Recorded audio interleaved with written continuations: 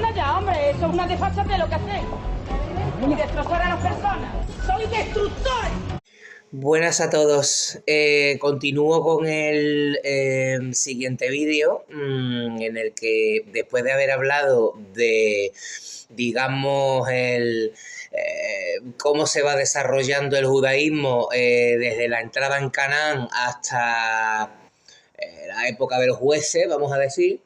Ahora vamos a continuar con la época de la monarquía, que es en gran parte la época del profetismo, porque que habla mucho del profetismo judaico y cómo ese profetismo va a ir apuntalando lo que va a ser más adelante el monoteísmo judaico. Ya dijimos que en esta época todavía no se puede hablar de un judaísmo propiamente dicho, habría un yavismo. Sin embargo, los profetas van poniendo ya las bases de lo que va a ser el monoteísmo posterior, ¿no? Ya de época persa. El judaísmo ya vimos que no se limita a trazar una frontera contra los dioses de los pueblos vecinos. Lo que hace es emprender una guerra interna también para arrancar del corazón de Israel toda tentación de retornar al cosmos sagrado. Esa guerra tiene como ejército a los profetas, ¿vale? Los profetas ya no se limitan simplemente a hablar de las idolatrías externas de pueblos cananeos no judíos, sino de intentar extirpar del mismísimo yavismo aquellos residuos paganos que pudiera haber. Los profetas lo que hacen es denunciar, pero también perseguir y condenar sin descanso todo lo que huela a idolatría, todo lo que vincula a los hombres con la tierra, con los astros, con la fecundidad.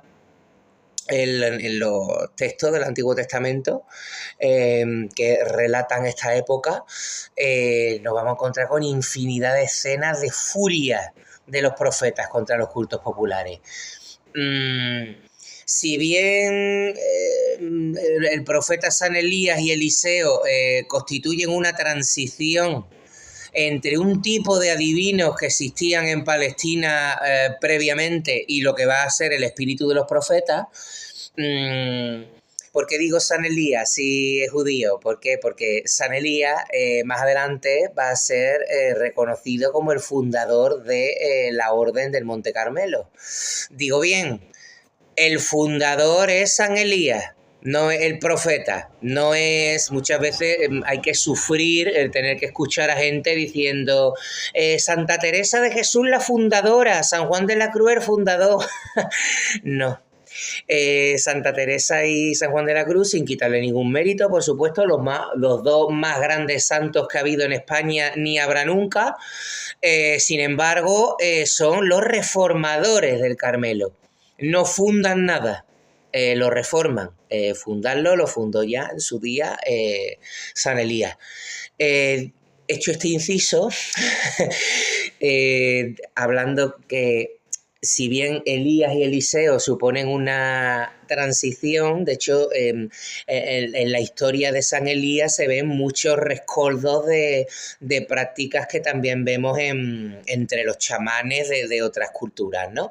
Pero realmente los siguientes profetas, Jeremías, Isaías, Oseas, Amós, todos van a repetir obsesivamente el mismo reproche. El pueblo, pues, dicen ellos que se prostituye, ¿vale? Esa palabra es muy importante, ¿no? Cuando hablan de que Israel se prostituye, que Israel es una ramera, ¿vale? Se prostituye, ¿por qué? Porque levanta altares a otros dioses, porque ofrece panes a la reina del cielo, que tenemos aquí, la reina del cielo, cuando celebra ritos bajo los árboles frondosos, a Tamuz, ¿no? Tamuz, que luego va a ser Adonis en la religión griega,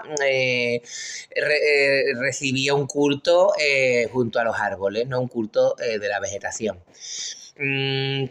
Recalco esto, que se usa la palabra prostitución, porque el lenguaje no es neutro. ¿vale?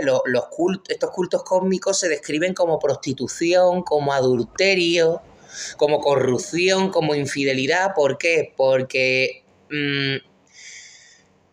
gran parte de estos cultos incluían lo que era la hierodulía. La hierodulía era un tipo de prostitución sagrada en la que las sacerdotisas se ofrecían a los fieles en fechas señaladas, o bien para transmitir por medio del sexo la sacralidad de los dioses a los que servían, o bien también de paso para recaudar fondos para el templo, ¿vale? No se trataba de una trata de blanca, sino que era, vamos a decir, una prostitución consentida porque era sagrada, ¿vale? Esto se dan cuenta los israelitas cuando llegan a Canaán, y entonces utilizan para describir a todos estos cultos y describir a todos aquellos que siendo israelitas participan en esos cultos, los llaman prostitutas. ¿Por qué? Porque las grandes sacerdotisas de estos cultos eran hieródulas, lo que ellos entendían como una prostituta, y como una adúltera, y como una etcétera, etcétera. También el adulterio es una metáfora que explica que Israel es la novia de Yahvé. Esta es una reinterpretación que hacen los profetas. Hasta que aparecen los profetas en el horizonte, Yahvé tenía una novia, pero su novia era Asherá, ¿vale? La diosa madre de los cananeos, que era esposa del dios El. En cuanto llegan los israelitas a Canaán, Yahvé y él quedan sincretizados, ¿no? De hecho, el Génesis, que se escribe a partir de la época de la monarquía, ¿vale? El Génesis no lo escribe Moisés. Moisés no escribió nada. Eso se escribe mucho después. Pues en esta época aparecen nombres como Elohim, es decir, el plural de él, lo que indica que había un sincretismo entre él y Yahvé. Como él era el marido de Asherá, Yahvé acabó siendo el marido de Asherá. De hecho, Asherá, como ya dije en el vídeo anterior, contaba con una figura suya dentro del mismísimo templo de Jerusalén. Los profetas, como son destructores de todo culto, imponen una teofanía negativa, pues entonces ellos reinterpretan esto de la novia de Yahvé como que el pueblo elegido es la novia de Yahvé, ¿no? Y entonces, pues, como novia de Yahvé, tiene que obedecer y someterse a lo que diga Yahvé. Entonces, si la novia de Yahvé, que es Israel, se pone a rendir culto a otros dioses, pues le está poniendo los cuernos a Yahvé, ¿no? ¿Se entiende, no? Cualquier gesto a otra deidad, pues equivale a una infidelidad amorosa, ¿no? A un adulterio. Esta visión convierte a los profetas, como he dicho, en destructores sistemáticos de las religiones cósmicas. Claman por demolir toda serie de santuarios locales, e incluso lo consiguen muchas veces, ¿no? Esto de que Yahvé ha dicho que no se adore a ídolos en sitios altos, ¿no? Los sitios altos, el rendir culto en las colinas, es una cosa que ocurre prácticamente en toda la cuenca mediterránea y en todo el norte de Europa, ¿no? Llega hasta Inglaterra, ¿no? El hecho de que hay muchas fiestas que se hacen en lo alto de montaña.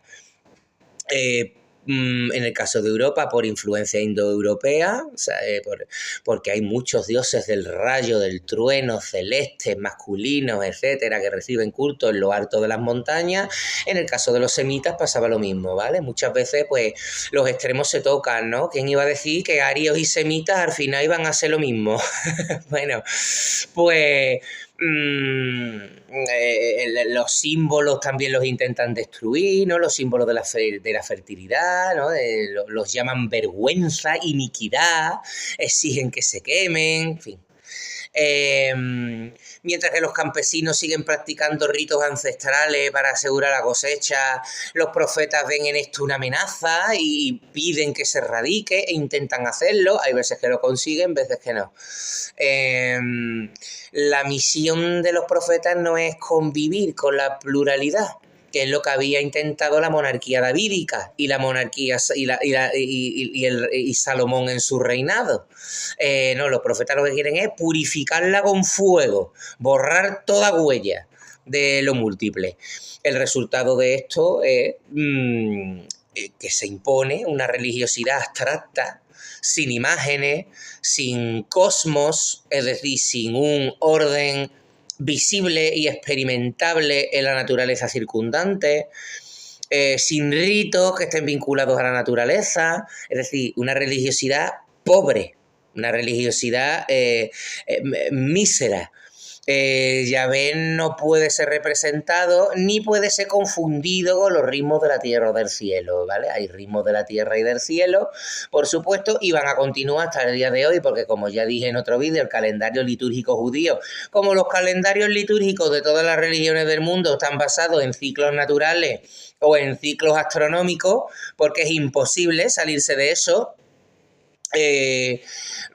Pero esto permanece en la religión judía de forma residual, porque realmente para los profetas no se puede consentir que nadie identifique a Dios dentro de las manifestaciones y los fenómenos naturales. Lo único válido de Yahvé es la palabra escrita. ¿Vale? Ya recomendé el libro La magia de los sentidos de David Abraham, en que explica cómo la escritura, sobre todo la escritura alfabética, tuvo consecuencias devastadoras para la espiritualidad a nivel mundial. La profecía actúa como la profecía judía, actúa el profetismo, actúa en este caso como un instrumento de destrucción simbólica, ¿vale? Porque desmantela el imaginario pagano, desacraliza el mundo, arranca de raíz las fiestas agrícolas y los ritos estelares. Bueno, arranca de raíz el sentido último de estas fiestas, ¿no? Estas fiestas agrícolas y astronómicas tienen que continuar porque es que no les queda otra. A ninguna religión del mundo les queda otra, ¿vale? Los profetas encarnan la función disciplinaria del monoteísmo, ¿no? Como ya hablamos en temas anteriores. Esta función consiste, como ya he dicho, en suprimir lo diverso en nombre de lo único, arrancar la naturaleza de la experiencia religiosa para sustituirla por un Dios trascendente que no reside en la materia, que vive huido en una dimensión paralela y del cual lo único que se puede saber es la ley, es decir, el texto escrito que han escrito unos hombres. Porque claro, eso no lo ha escrito Dios con el dedo, porque como Dios no tiene dedo, como Dios no es todo lo opuesto a la materia, entonces al final, ¿quién escribe la ley? Unos hombres presuntamente inspirados en ese Dios trascendente, radicalmente trascendente. Los profetas han sido los agentes principales dentro del judaísmo de la profilaxis espiritual, podríamos llamar, ¿no? Que hizo que el judaísmo se convirtiera en una religión exclusiva, sin mezcla, sin pluralidad.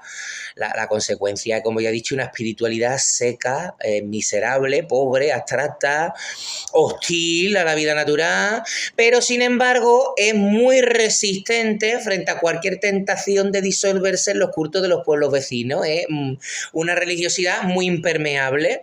Esto va a continuar en siglos anteriores e incluso hasta el día de hoy, ¿no? O sea, a día de hoy todavía podemos ver incluso en comunidades judías de la diáspora que están ya muy europeizadas o muy norteamericanizadas, aún así seguimos viendo que en el fondo siempre tienen una debido a la cerrazón de estas comunidades, siguen siendo bastante resistentes a cualquier tipo de influencia externa. Este poder de impermeabilización absoluta se consigue gracias a la doctrina de los profetas. Lo dejo aquí y seguimos mañana analizando otros aspectos.